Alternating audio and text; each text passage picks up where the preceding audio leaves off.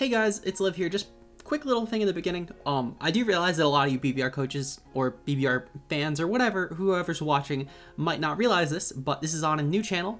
I'm uploading all of my new content for new series and all that on this channel, and my draft review I figured made sense for this channel because of the fact that the BBR season's over. So make sure to subscribe. As I mentioned in this video, like 40% of people who are watching this probably aren't subbed, but it's probably even more of you guys because you probably are assuming that this is on the old channel. So enjoy. Peace. Hey guys, it's Liv here, bringing you guys our BBR draft recap, or season recap, I guess is the best way to put it, because it's not a draft recap. It says it's not a draft analysis. I don't know why I thought it was.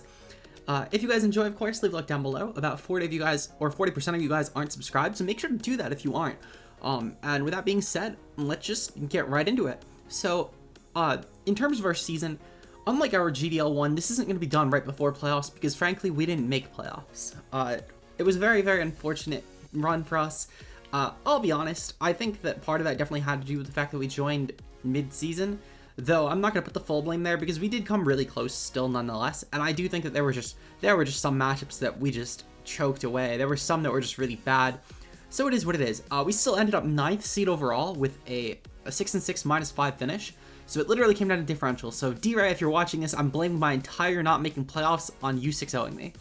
With that out of the way though, all jokes aside, our season was pretty good. It was a very, very close season. To put in perspective, in terms of teams ranging between the 7-5 and 5-7 range, all besides 4 teams were in that range, and 3 of them were 6-6, and most of them going into the last week were either 6-5 or 5-6. It was all, I think, like 5 or 6 teams that weren't. So it was obviously a very, very up for contention season. Really, anything goes in that week 12 spot. All besides quite literally just Owen and Patty and I believe one other team were in contention for playoffs going into that last week. So it was a very, very close season. To put in perspective, with how close some of these games are, there was, I think, 8 seeds up for playoff. Well, 8 teams in contention for playoffs. Either 8 or 10, I forget.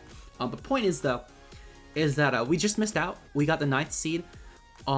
It came down to basically after our loss versus Howler, it came down to if 4 other games went our way, we could have still made it as the 8th seed or maybe 7th seed. Sadly though, Columbus Swoo snuck in 2 different ahead of us, so it's very unfortunate, but it was to be expected.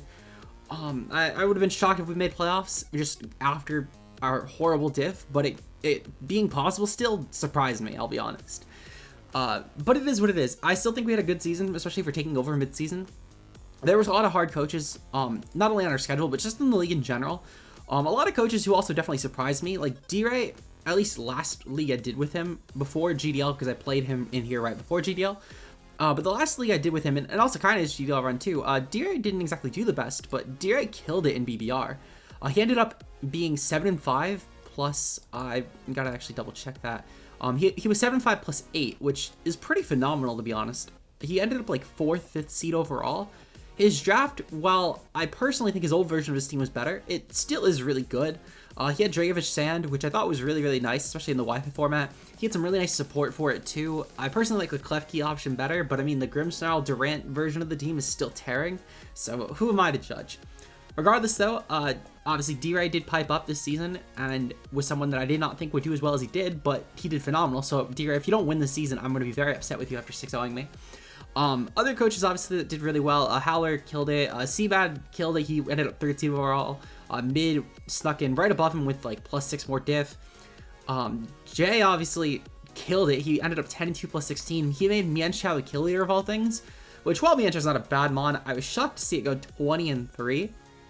So good on you, Jay. Good on you.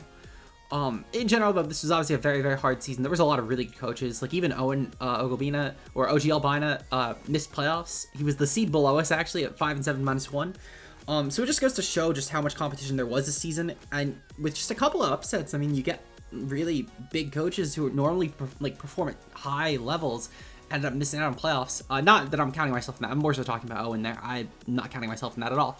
But regardless, though, it was still a very fun season. We got to put a ton of work with a lot of our mons. Like Shellmet ended up doing a ton of work, literally clutched our win versus mid. To be fair, on a choke, but it still did nonetheless. Trapinch did a fair bit in a couple games as well. Comfey nearly tore a couple games. Celebi did great, and I'm so glad that we got Celebi to pop off because I thought that was just really funny. I am shocked that Milotic and Obstagoon did almost nothing the entire season. I'll be honest, I built a team around Terrakion, Melmetal, Obstagoon, so to see Obstagoon be benched as much as it was completely amazing to me. In general, though, it was definitely hard, and I'll get into actually the building of the draft, because I think that's the next logical step. So going into the team, we had some very, very troubling mons to start with, to say the least. Now, while I can't remember my entire initial build, I do remember that we had some really good points of it. Like, we had Rotom Heat, for example. We had Slowking, which Slowking, Melmetal, Rotom Heat, that was really solid, to be fair. But in terms of the positives of the team, that's pretty much where it ended. I know you had stuff like Sneasel, Kadabra. It was a very, very scuffed team in general. Let me actually see if I have the matchup. No, we don't. I don't still have that matchup pulled up. Damn, okay. And I don't think I did Team Builder slides for that week either, so I can't actually pull it up. Oh, you know what? I can pull up the free agents chat in BBR. So in terms of what we dropped, oh, you know what? Never mind. I didn't even mention what we were dropping either. Okay. So yeah. So I can't even pull up my full team that I had. Oh, you know what? Never mind. So glad for once that we have the website over a doc, because I have the full transactions that we made.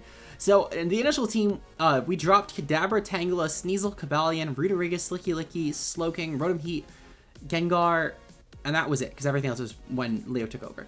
So we had some really good mons in there. Like, Gengar was really solid. I just didn't like it with the team personally over other mons. Rotom Heat and Slowking were really solid. Licky's decent. I just didn't like it on the build because it made us more fighting weak, and honestly, I just didn't like it. On the team, Cobalion, I didn't like it all on this team. Sneasel, I hate the mon. Kadabra, it was okay on the team. I wasn't crazy about it. Tangela was okay. Ruderigus, oh god. Why? So I think, though, that what we ended up making free agents for was sort of the best we could do. I'll be honest, there was probably something a bit better than what we got. Kind of wanted to do the Sun team. I think the Sun team would have actually put in a lot more work, if I'm being completely honest. But Clutch talked me out of it, and I think this is definitely a safer option, to be fair. I think this is a lot safer than going with the Sun team, because Sun team is a very, very volatile sort of build. Though I kind of wish I did it, but it is what it is. I'm not great with weather anyway, so it was probably for the best. In terms of stuff that definitely surprised me, I was pleasantly surprised with how well stuff like Melmetal did for us, because I definitely can't build the best star of Melmetal, but it did really well. Melmetal's still a solid mon, it's not what I'm saying. I just think that it was more so I was just shocked with how well I did with it. Terrakion was another mon. I was definitely a bit surprised with how well I did with it, though it could have definitely done better. I definitely did enjoy using it a couple weeks that I did tear with it. Comfey was a mon that in build, it was a lot better in prep than it was in practice, in hindsight. Every single matchup I thought it could have torn, and it did like nothing all season. To be fair, some weeks it just got outshined, but other weeks it just didn't do anything. So in general, I mean, the draft definitely had its flaws. It was a free agent draft. So it is what it is. I do think a normal draft, I mean, I say that, but my UBL draft was not good at all, so I don't even know if subbing in would have made a difference or not. I could have still definitely choked it away.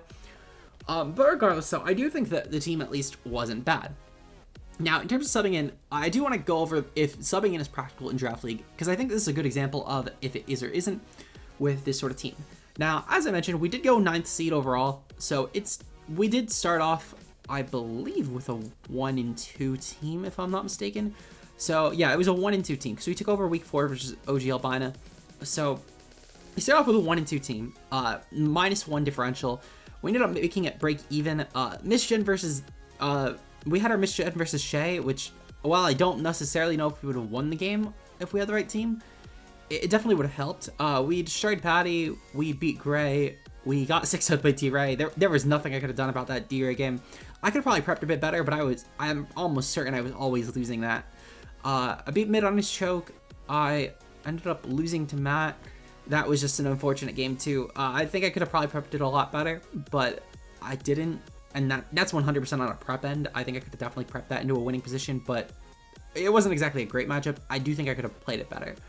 I beat Swoo pretty, while it wasn't high diff, I did beat Swoo, and then I lost to Plat, or I lost to Howler. So I think that you can definitely make a free agent team work. There are people who do it a lot better than I did it. I only went 6-6. I know there are some people who like take over with a free agent team and start dominating. But I do think as well, part of it honestly leads to the draft pool. And I think it's a lot more practical to sub in for a team in like a Natdex format. I guess that'll get a lot better in Crown Tundra because there's going to be a lot more upper tier mons. But currently, if you're not in a main draft in a Wi-Fi league, you're banking on a lot of really low options for tier 1 picks if you don't like what you're subbing in for. I was glad that I subbed in for Melmetal, but there are definitely some other teams on here that had I subbed in for them, I don't know if I could have really done well. Like if I was to sub in for San Aggie, for example, I really don't like Rachi. I also am not huge on Togekiss. Dragazolt's like okay.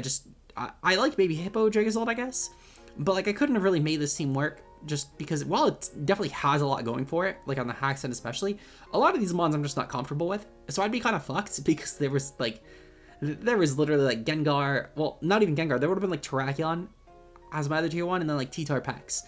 And then Conk as well, I think was around.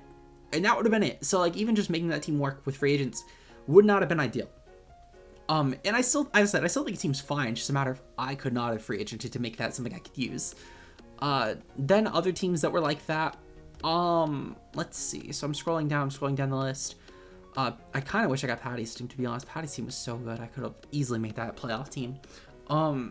There was Mid's team. I'm not huge on Necrozma. I think it's a really good mon. I think it's easily a top tier mon. I never feel good about building with it. Drill as well. I feel like it's a mon that I always like using, but I never use it well. So I think this team would have also been another team I just couldn't have used. I think Mid is one of the best teams in the league, to be honest. I think it's definitely like top 5, I would say, like top 5, top 6. It's definitely upper end to say the least, but I don't think I could have used that, and I don't know if I could have free agented to make it something I could have used. Seabad's team is also really good. I definitely could not have used that though. I will say that the Veil plus Haxorus, I would have loved using. I would have hated more so the stuff like Diggersby, for example. Jolteon I would have hated. Mandy I would have hated to all ends of the earth. I would have hated that mon. So there's definitely a lot of stuff. I'm pretty sure that he free agented for Mandy, to be fair. But regardless, it's not a team I could have used. I do think Seabad also had a really scary team. It was one of the best, in my opinion. I think especially for a team without any 200-point mons, it was destructive. And he stacked it with a lot of 160s, to be fair. But I would have needed like a better ground type, for example. I could not have functioned with Diggersby. Mandy is like it's my kryptonite, basically. If I ever draft Mandy, just know I'm pleading for help. So just stuff like that I couldn't have really used. But it is a really good team. I couldn't have used D-Ray's team either. Truthfully, as I said, I'm not great with weather teams in general, especially not banking on them. That's why I avoided the Venus vs Sun. Like the Plague, as good of a draft as I could have made it. But I do think that while it is a good team, I think the version before I could have maybe used. I could not have used Dio's version right now though. Owen's team, Rain. Funny joke. I could not have used Rain to save my life. I even told Owen I'm not good at drafting with Rain, but I'm gonna do my best to save your team. Which, to be fair, it ended up being a pretty solid team, especially after free agents. I do think that Owen had a really not bad draft. I think for Zarude as well, it definitely worked. While I think it was an overpay to all ends of the earth, I do think that he made it work. I could not have played this team to save my life, though. I would have went 0-12 with it, so I'm shocked that Owen did as well as he did with it. Let's see. Columbus Swoo, I don't think I could have used this team. I'm not the best with Holy Shit unless it's with Coco. To be fair, it's a really good team. I don't think I could have used a lot of these bonds. Like, I'm kind of bombing with Tentacruel and Hive right now. I've never been good with T-Tar. I've never been good with Magnezone. I've never been good with Dredagon. So there's a lot of mons that I've proven I can't use. So just a lot of these teams, like, if you don't get a mon that you're really, really comfortable with. Also, Jay's team, I think I could have used. I could have maybe free agented around it and made it work. But this would have been a very, very, like, it would have depended on what week. Because if I'd free agented with this team, like week 5 or 6, it might not have worked as well. But I think luckily though, if I was to free agent with it around the time, I could have maybe made it work by like dropping Corviknight for Conk or something. Though to be fair, I'm using Corviknight pretty well in UBL right now, at least like kind of well. So it is what it is. I think it's at least a mon I could definitely build around, but I would need someone to really like help cement my sets together. If I was playing alone, I could not have used this team though. And to be fair, there's only a couple mons that would really carry that. Like Hydra, I think is really good. That's something I could really comfortably use. Alola back is something I could comfortably use. Everything else though, I'd probably bomb with. Though I think Jay has the best team in the league personally, and I don't think it's contested. I think he has the undeniably best team. I think Matt and Mid would be like second and third in my opinion. But I think there's a distinct difference between their teams and then Jay's team. And then Patty would be next, and then I'd probably put Seabads after that. But I do think though that like a lot of these good teams or even like the middle of the road teams I could not have used. So I think there's definitely a merit, especially on a Wi-Fi board, for not subbing in. Especially unless you're really going in with a casual mindset. Like I went in trying to just show off with like Shelmet, or just trying to get a win with Trap Inch and stuff like that. So it was a lot better, I guess, doing that. And I also just wanted more content, to be completely honest. But I don't think if I was really trying for a title, I would have subbed in. Now, in a national deck setting, there's a lot more merit to this because there's a much wider pool of mons. To put in perspective, if let's say I was to open up the Hive dock right now. So if I was to open up the Hive dock, while obviously a lot of the mons got taken in Hive upper tier just because of, again, the format. Looking at the Kakuna dock right now, there still are mons left like Bulu, which is really, really good to build around. I'm shocked that Bulu didn't get taken, and I'll be honest, I'm considering highly free agenting for Bulu Cart in Hive right now, but we'll see what happens with that. There's obviously Weavile that's around, which is a really good mon. Latias and Galarian Darm are around, which I couldn't necessarily use Galarian Darm, but like Latias is a mon I'm very comfortable with. I would have loved using that. In the tier 2 end, there's a lot of stuff like Manaphy, which is great. Terrakion, which is really good. I love Terrakion this gen especially. Thunderous I couldn't have really used, neither T-Tar. Same as Deoxys Defense and Azu, but Goth is there. Goth and Heatran are there, both really comfortable mons for me. So like just looking already, there's a lot more. And even just pulling up other docks. Like, let's say I was to pull up APA Evolution, let's say. We could pull up the APA Evo dock, and this will definitely be a bit more skewed of a board left because it's 24 coaches. But looking at stuff left over, like Volcarona and Goth are left over, Mega Gyarados is left over.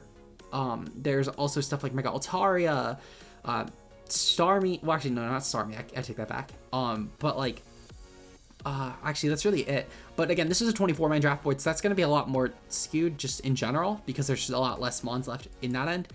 But there, even on the national decks end, even for 24 men, there was probably more options left than there were for the 16 coaches on Wi-Fi.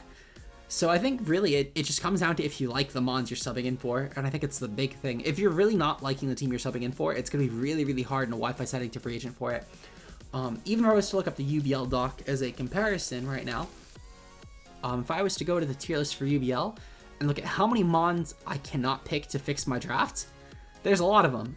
The only mon in the 140 and above range that I like is Obstagoon. That's quite literally it. The only mon in the 140 and above range, and that's 200 through 140 with 4 different tiers, and there's one Pokemon left that I could possibly free agent for that I would like. And obviously there are some leagues you'll get better boards with, some leagues you'll get worse boards with to free agent from. Like in a 5-tier system, you could probably get a buy with a bit better. Like if I was to pull up the GDL doc, for example, if I was to free agent for a GL team, let's say, so looking at this, for example, in tier 1 left, there's still Clefable, there's still Comp, still Gothitelle, so there are a bit more as the tiers get more compressed, but there still isn't a ton left. Like that would probably be it for the upper tier 1 and tier 2, besides like Gyarados is a cool mon, Lucario is an okay mon, but I don't know how much I would love that. Reuni's great, I love Reuni. Scolopede's okay, I'm not great with it though. But there's not a ton left, but even then though, as the tiers get smaller, the options get bigger, I guess, is the best way to put it. If you're going in a board like BBRs though, or like any sort of like fragmented board where it's like by every 20 or 40, well, by like every 20 points, or like even just a points board, surprisingly the options that are left to free agent from are less. And it sounds really weird to say, but the more tiers you have, the less upper tier mons go, because there's a lot more freedom in drafting, and you can stack a lot more higher tier mons pretty easily.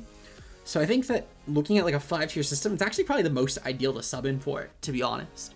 Just my personal thoughts on that. Unless you, obviously there are some teams you'll just find, no matter how good or bad the board is, no matter how good or bad the mons left are, and you'll just love the team, and obviously in that end, pretty practical to sub in for.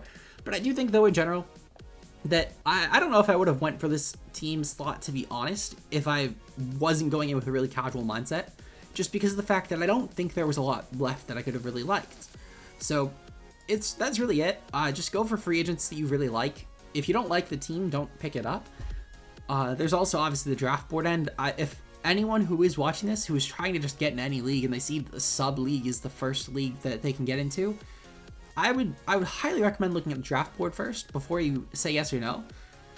Because unless you're really just going in just to have fun, if you're going to have fun, it doesn't really matter. But if you're going in trying to win, definitely obviously a good idea to look at the board and see what's left, because if you don't already know going in before you say yes what you're picking up, it's pretty hard to really make that work after you've committed, because then you're kind of screwed over trying to look at what's left and what isn't left. I guess other notes, it does make matchups a ton harder subbing in for a free agent team. As I mentioned, my DRA matchup was 100% unwinnable, and anyone who found a way to win that game is 100% lying to me. I have full faith that there was no way I could have won that matchup. But that, again, might just be hindsight, I guess. But it was such an unwinnable matchup. Like, if you look at my team, Dracovish kind of tears everything besides Celebi. And then Durant also tears everything besides Rotom Fan. And then there's stuff like, for example, there was Quillfish, which my team struggles to break because my Psychic type is weak to poison. So just a lot of stuff like that. Arcanine obviously was a pain in the ass because Palossand was near unbringable this matchup, and Milotic was actually unbringable this matchup because of also stuff like Rotom Mow. So it was just one of those things where I think if having an actual draft spot would have benefited a lot. But it is what it is. I still think I had a lot of fun this BBR season, so I hope that no one takes away that I didn't enjoy my season or that I thought that my season was bad or anything. I still had a ton of fun. I thought my BBR thumbnails were some of the most fun to make, especially my 1 versus D-Ray, which was definitely my by far worst game. It was such a bad game to play. As much as I love D-Ray, it was like I should have forfeited like 5 turns into that. The second I lost Rotom Fan, I lost the game. But obviously it was still a fun game to play. It was not an enjoyable one to have to sit through if you were really trying for a title. So I guess that's really it. It just comes down to, I guess, the fact that I still had fun my season. I still hope that I can return next season and get an actual draft spot and show that I can be better than this. But I do think that obviously there is an argument to be made to not sub in for leagues, though there's also an argument to be made that you can sub in depending on the team. So I hope that you guys enjoy. If you did, leave a like down below. If you got anything I was rambling, comment down below, I guess, your thoughts. But with that being said, I'll see you guys in the next one. Peace out, guys.